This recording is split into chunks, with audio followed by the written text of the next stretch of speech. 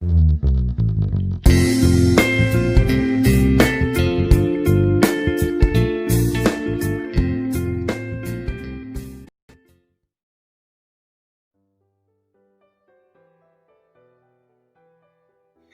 Friends, welcome to Priya வீட்டு சமையல். இன்றைக்கி ஓல்டு சாப்பிங் போர்டில் ஒரு வால் டெக்கர் எப்படி பண்ணலான்றதை பார்க்கலாம்.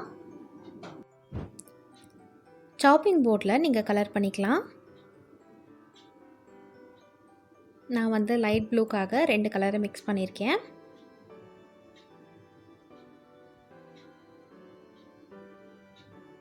அப்படி இல்லாட்டி நீங்கள் கிஃப்ட் ராப்பிங் பேப்பரை மேலே ஸ்டிக் பண்ணிக்கலாம். ஃபஸ்ட் இதை பெயிண்ட் பண்ணி காமிக்கிறேன்.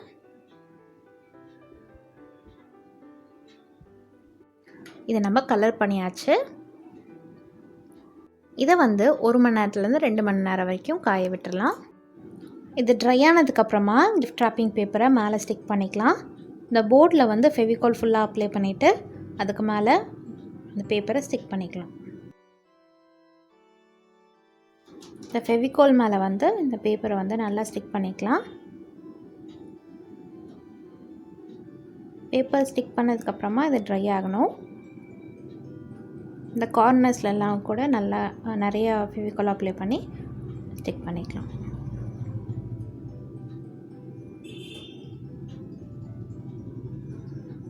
இதை வந்து ஒரு 1/2 மணி நேரம் ட்ரை பண்ணிக்கலாம். இதுக்கு மேலே ஒரு ஃப்ரேம் பண்ணுறதுக்காக கார்ட்போர்டை 4 சைடுமே உங்களுக்கு ஏற்ற சைஸுக்கு கட் பண்ணிக்கோங்க. ஃபஸ்ட்டு ஒரு பெனில் வரைஞ்சிட்டு அதுக்கப்புறமா அதை கட் பண்ணிக்கலாம்.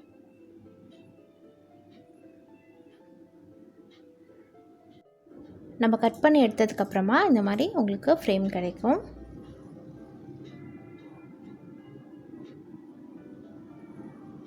ஃபோட்டோ ஃப்ரேமோட 3 சைட்லேயும் நம்ம ஹைட் வைக்கணும். அதுக்காக இந்த மாதிரி எக்ஸ்ட்ரா இருக்கிற கார்ட்போர்ட் பீசஸை கட் பண்ணி எடுத்துக்கலாம்.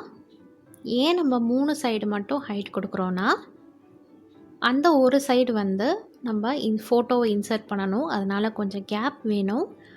அதனால் இந்த 3 சைடு மட்டும் ஹைட் பண்ணிவிட்டா ஆட்டோமேட்டிக்காக அந்த ஒரு சைடு வந்து கேப் வந்துடும். அதனால தான் நான் உங்களுக்கு ஸ்டிக் பண்ணும் போது உங்களுக்கு புரியும்.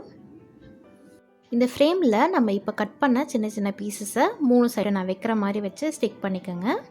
ஃபெவிகால் அப்ளை பண்ணி ஸ்டிக் பண்ணிக்கோங்க.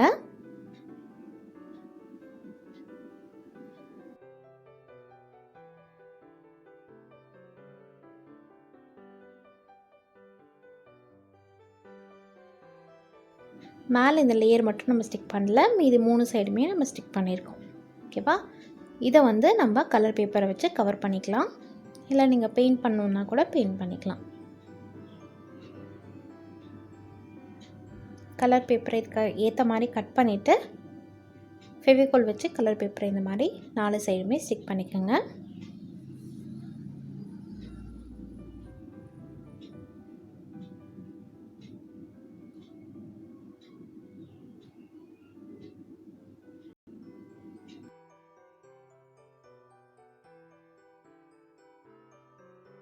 உங்களுடைய ஃப்ரேமோட சைஸை விட கலர் பேப்பர் வந்து கொஞ்சம் எக்ஸ்ட்ரா இருக்கணும். அப்போ தான் நீங்கள் ஃபோல்ட் பண்ணி ஸ்டிக் பண்ணும்போது கரெக்டாக இருக்கும்.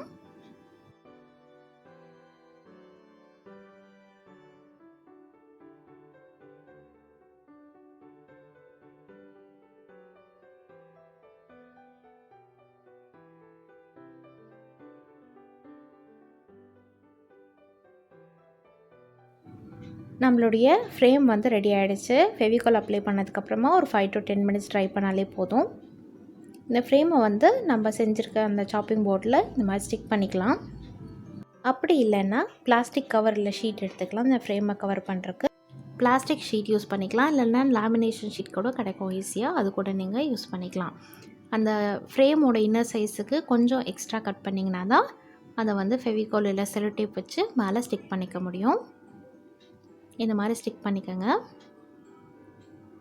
நம்ம ஃப்ரேமை அப்படியே யூஸ் பண்ணிக்கலாம். இல்லாட்டினா இந்த மாதிரி ஷீட் பேஸ்ட் பண்ணியும் யூஸ் பண்ணிக்கலாம். 5லேருந்து 10 நிமிஷம் வரைக்கும் இந்த ஃப்ரேம் ட்ரை ஆனதுக்கப்புறமா நம்ம சாப்பிங் போர்ட் மேலே ஸ்டிக் பண்ணிக்கலாம். இந்த ஃப்ரேமில் கார்ட்போர்ட் நம்ம கொடுத்துருந்தோம் இல்லையா, 3 சைடு மட்டும் திக்கான கார்ட்போர்ட் கொடுத்துருந்தோம். மேலே வந்து கார்ட்போர்ட் கொடுக்கல, ஏன்னா அந்த சைடு தான் ஃபோட்டோவை நம்ம இன்சர்ட் பண்ண போகிறோம். அதே மாதிரி தான் ஃபெவிகோல் போடும் போதும் இந்த 3 சைடு, எந்த சைடு வந்து திக்கான கார்ட்போர்ட் கொடுத்துருந்தீங்களோ அந்த 3 சைடு மட்டும்தான் போடணும். மேலே ஒரு சைடு வந்து போடக்கூடாது, ஏன்னா நம்ம ஃபோட்டோவை இன்சர்ட் பண்ண போகிறோம். ஃபெவிகோல் போட்டதுக்கப்புறமா நம்ம சாப்பிங் போர்டு மேலே இந்த ஃப்ரேமை வந்து பேஸ்ட் பண்ணிக்கலாம்.